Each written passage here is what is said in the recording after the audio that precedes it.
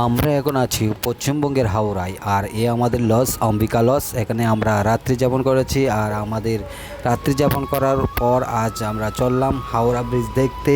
তো সবাই মিলে বাসে উঠে গেলাম। তো বাসে উঠে এখন রওনা দেব হাওড়া ব্রিজের উদ্দেশ্যে। তো আমরা 5 মিনিট রাস্তা চলার পর পৌঁছে গেলাম হাওড়া সেতুতে। হাওড়া সেতু বা হাওড়া ব্রিজ, যার সরকারি নাম রবীন্দ্র সেতু, হুগলি নদীর ওপর অবস্থিত কলকাতা ও হাওড়া শহরের মধ্যে সংযোগ রক্ষাকারী সেতুগুলির মধ্যে অন্যতম। হাওড়া সেতু ভারতের পশ্চিমবঙ্গের হুগলি নদীর উপর অবস্থিত বড় খিলানযুক্ত একটি ঝুলন্ত সেতু। সেতুটি 1943 সালে অনুমোদিত হয় এবং 1945 সালে পুরাতন পন্টুন সেতুর বদলে বহির্বাহু সেতুটির উদ্বোধন হয়। 1965 সালের 14 জন সেতুটির নাম পরিবর্তন করে রবীন্দ্রনাথ ঠাকুরের নামে রবীন্দ্র সেতু রাখা হয়। রবীন্দ্র সেতু বঙ্গোপসাগরীয় প্রবল ঝড়ঝঞ্ঝাগুলি সহ্য করতে একদম সক্ষম। এই সেতু দিয়ে দৈনিক 80,000 যানবাহন ও প্রায় 10 লক্ষ পথচারী চলাচল করে। এই জাতীয় সেতুগুলির মধ্যে রবীন্দ্র সেতু বিশ্বের 6ষ্ঠ বৃহত্তম সেতু। সেতু নির্মাণে 23,500 টন ইস্পাত দিয়েছিল tata iron and steel company, এবং এটি সম্ভবত ভারতের প্রথম মেক ইন ইন্ডিয়া প্রকল্প। সেতুর ফেব্রিকেটর কোম্পানি ছিল ব্রেথওয়েট বার্ন অ্যান্ড জেসপ। 1937-এ ব্রিজ তৈরি শুরু হয়, কাজ শেষ হয় 1942-এর আগস্টে। 1943-এর 3রা ফেব্রুয়ারিতে তা জনসাধারণের জন্য খুলে দেওয়া হয়। কলকাতা ও হাওড়া জেলার মধ্যে চলাচলের ক্ষেত্রে হাওড়া ব্রিজ একটি অন্যতম গুরুত্বপূর্ণ ভূমিকা পালন করে।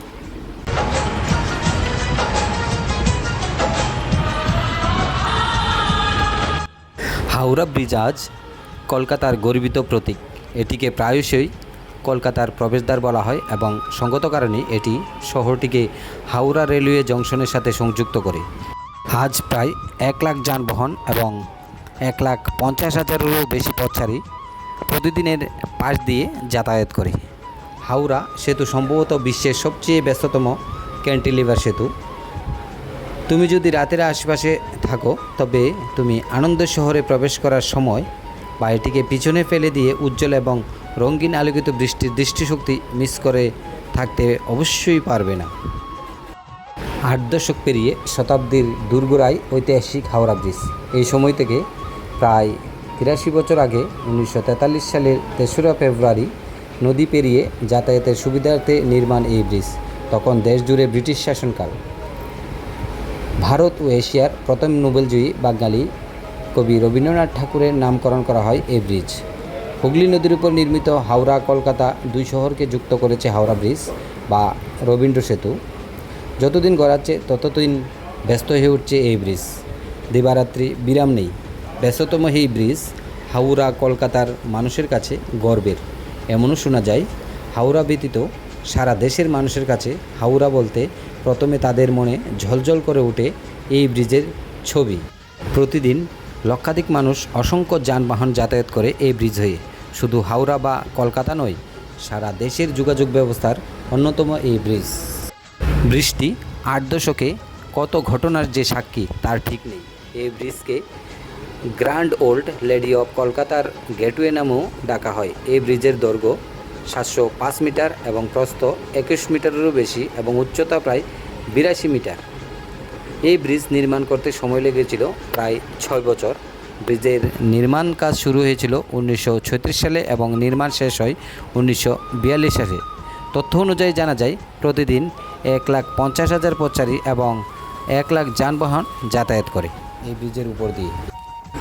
এই হাওড়া ব্রিজ 80 বছরও তরতাজা যুবক। শক্তির নিরিখে অনায়াসে টেক্কা দিতে পারে বয়সে কম অনেককেই। কলকাতায় এলে দর্শনীয় স্থানের মধ্যে অবশ্যই পড়ে এটি। বলা হচ্ছে হুগলি নদীর উপর থাকা হাওড়া ব্রিজের কথা। 1943 সাধারণ বাসিন্দাদের জন্য খুলে দেওয়া হয়েছিল হাওড়া ব্রিজ। তারপর থেকে এখনও পর্যন্ত টানা পরিষেবা দিয়ে আসছে আধুনিক প্রযুক্তিবিদ্যার অন্যতম নিদর্শন এই সেতু। 1943 সালে পথ চলা শুরু হলেও এর ইতিহাস আরও প্রাচীন। 700 মিটারেরও বেশি লম্বা, 30 মিটার চওড়া এই বিপুল আকারের বৃষ্টি তৈরিতে ব্যবহার হয়নি একটি নাট বল্টু। ধাতব পাত জুড়ে বিশেষ পদ্ধতিতে তৈরি হয়েছে এই ব্রিজ।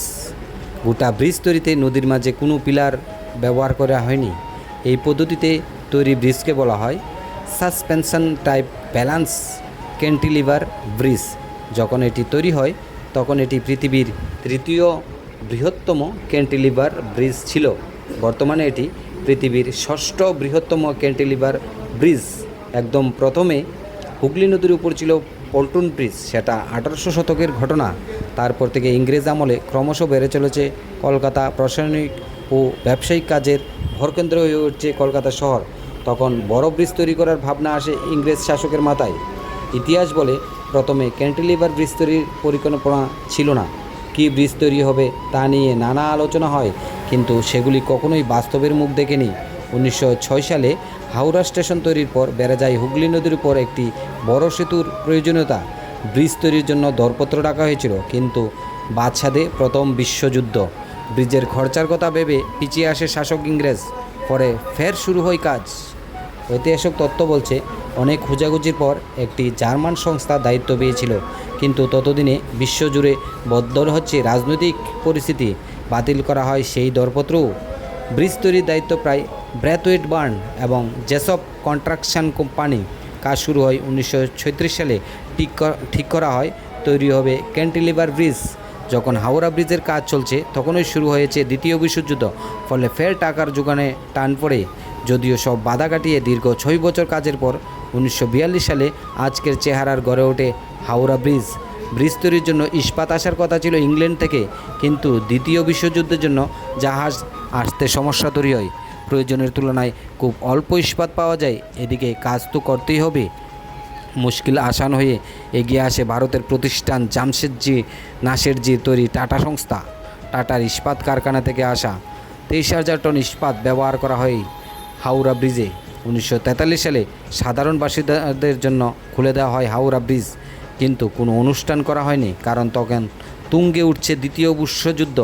পার্ল হারবারে বোমাবর্ষণ করেছে জার্মানি বোমারু বিমান। হাওড়া ব্রিজও যাতে আক্রমণের শিকার না হয় তার জন্য সাধারণভাবেই শুরু হয়েছিল এই ব্রিজের পথ চলা। শোনা যায় যুদ্ধের প্রয়োজনে নতুন ব্রিজটিকে বিস্ফোরণ করে উড়িয়ে দেওয়ারও পরিকল্পনা ছিল ইংরেজের, কিন্তু অক্ষশক্তির হার বাঁচিয়ে দেয় হাওড়া ব্রিজকে। এখন প্রতিদিন লাখ লাখ লোক হেঁটে পারাপার করেন হাওড়া ব্রিজ। চলে গাড়ি, বাস, কিন্তু চালু হওয়ার পর প্রথমে এই ব্রিজ ধরে নদী পেরিয়েছিল একটি ট্রাম। পরে ট্রাফিক সামলাতে 90-এর দশকে বন্ধ করে দেওয়া হয় ট্রাম। 1965 সালে কবিগুরু রবীন্দ্রনাথ ঠাকুরের নামে নামাঙ্কিত হয় হাওড়া ব্রিজ।